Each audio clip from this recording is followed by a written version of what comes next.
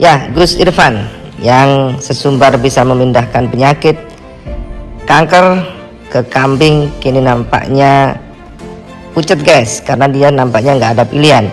Didesak oleh Dr. Richard Lee, karena kalau nggak berhasil tetap akan dikasih duit. Jadi Dr. Richard Lee mepet nih, nggak bisa bergerak Gus Irfan.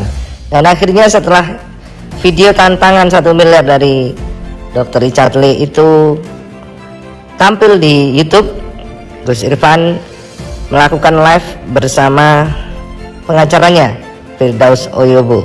Tapi dalam live itu malah tidak membahas, tapi ngelantur soal pemindahan penyakit tersebut. Dia malah mengatakan bahwa tidak ada yang bisa memindahkan penyakit selain Allah, termasuk obat itu hanya perantara. Jadi kelasnya sama dengan dukun atau pemindahan tersebut. Nah, bagaimanakah reaksi Gus Irfan soal ini, yang justru malah membahas soal kemusyrikan bersama pengacaranya Firdaus Oyobo? Ya, kita simak saja. Ketika pemindahan penyakit, kambing beli sendiri, ini pemindahan penyakit kambing ya, dijaga oleh keluarga yang nganter. Kita hanya fokus sama pasien. Kalau pasiennya sakit jantung, nanti kambing dibedah oleh keluarga pasien. Sakitnya pindah ke kambing. Bisa itu? Bisa. Kambing beli sendiri ya. Boleh. Kambingnya beli sendiri ya.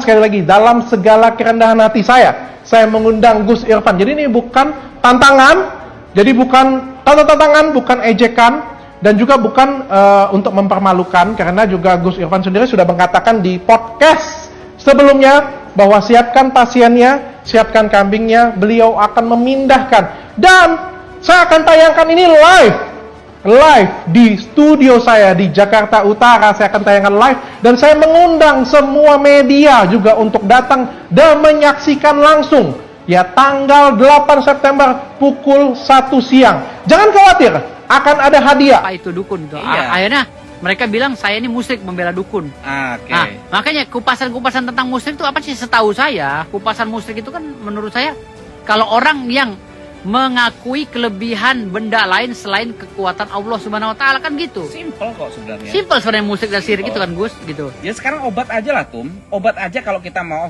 kita gak nyebut merek ya, kita beli di apotek. Saya beli obat ini biar sembuh, itu udah musyrik, Tum. Ya. Itu benda mati loh, Tum. Ya, harusnya betul. kan lantaran obat ini atas izin Tuhan, atas izin Allah, saya disembuhkan. Itu aja. Lah artinya kan orang kalau berobat ke rumah sakit belum tentu juga sembuh kan gitu. Iya juga. Hanya lantaran obat kan, kita tetap aja berdoa ya kan. Lantaran juga. Semoga saja pengobatan rumah sakit ini sembuh kan gitu. Iya. Artinya Gitu. semua nggak ada yang pasti, Gus ya. Nggak ada yang pasti. Nggak ada. Nah, Kalau pasti orang pasti ya maunya ke dokter aja kan. Iya. Pengobatan. Nggak mungkin ke alternatif. dan di sini Nah begitulah, ini mungkin bisa jadi alibi kalau gagal ya, karena tidak diizinkan oleh Allah. Karena kalau percaya kepada sesuatu itu bisa jadi musyrik.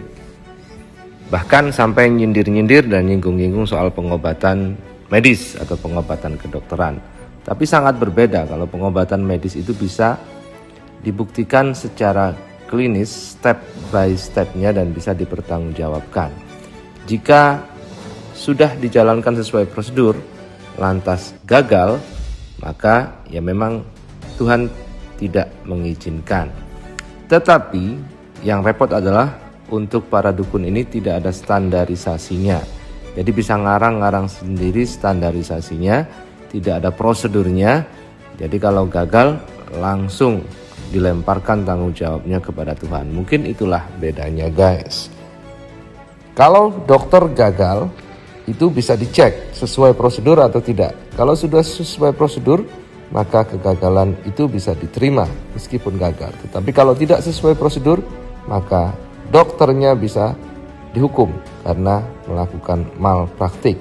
Tetapi kalau dukun, karena tidak ada prosedur yang paten, maka pun juga bisa sedikit saja banyak ada pembuktian ngeles kayak sana teleportasi dan penyakit tadi. ngeles sini. Ya, kayak Artinya gitu. semua nggak ada yang pasti, Gus ya. Nggak ada yang pasti. Nggak ada. Kalau pasti orang pasti ya maunya ke dokter aja kan. Iya. Pengobatan. Nggak mungkin ke alternatif. Dan kan, di ya. sini pun juga sedikit banyak ada pembuktian kayak teleportasi penyakit tadi.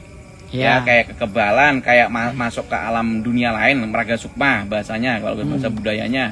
Dan lain-lain itu juga reality show. Bahkan mereka hantu pakai kamera, nanti juga kita di Al-Firdaus ini kita galakkan, silahkan pakar telematika tes ini hantu-hantu rekayasa atau hantu palsu, Ya, hantu asli atau hantu palsu. Jadi hantu kita keluarin, kita rekam gitu ya?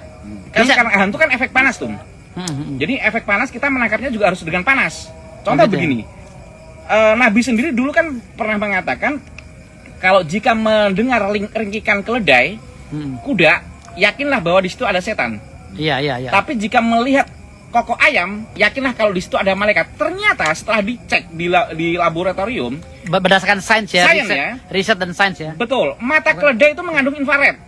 Oh gitu. Ya, dan ternyata setelah dicek juga mata ayam mengandung UV, ultraviolet. Karena memang antara alam jin dan alam malaikat kan sama-sama dari cahaya, yang satu api, yang satu cahaya, sama-sama api. Makanya di dalam bahasa Arabnya itu antara nur dan nar. Ya, nur dan nar. Ya, ada sedikit perbedaan karena nur itu bersifat lebih luas, kalau nar kan bersifat lebih sempit. Makanya api itu hanya kecil saja, kalah dengan cahaya. Nah, itulah yang terjadi ketika kokok ayam berbunyi, kata Rasulullah, yakinlah kalau ayam itu melihat malaikat. Ya. Dan itu bisa untuk penyembuhan juga rahasia ayam ketika melihat kokok ayam itu, dan itu hanya di Al-Firdaus. Lah sekarang gini Gus, banyak orang yang nggak percaya sama dukun. Sementara saya sudah menjelaskan beberapa kali Gus bahwa Ting! Saya akan memberikan hadiah sebesar 1 miliar rupiah. Jadi ini kelihatan nggak sih di kamera? Nggak kelihatan ya? Jinan, bantu angkat dong. Wis, luar biasa. Tuh, 1 miliar rupiah, kita hitung sama-sama ya, lu tahan ya.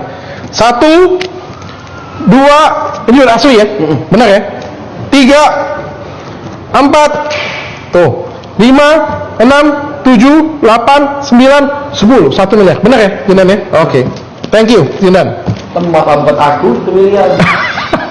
Kok bisa pindahin ke kambing? Ya kan kau kata 10 juta. Pindah. Nah, jangan khawatir.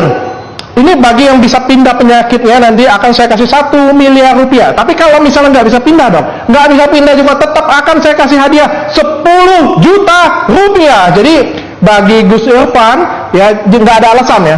Jangan bilang beda lagi ini. Ini istilah kata beda lagi nih atau di belakang aja sama saya. Jangan ya. Karena kalau bisa memindahkan dapat 1 miliar, tidak bisa pun akan saya apresiasi. Saya tetap akan memberikan 10 juta.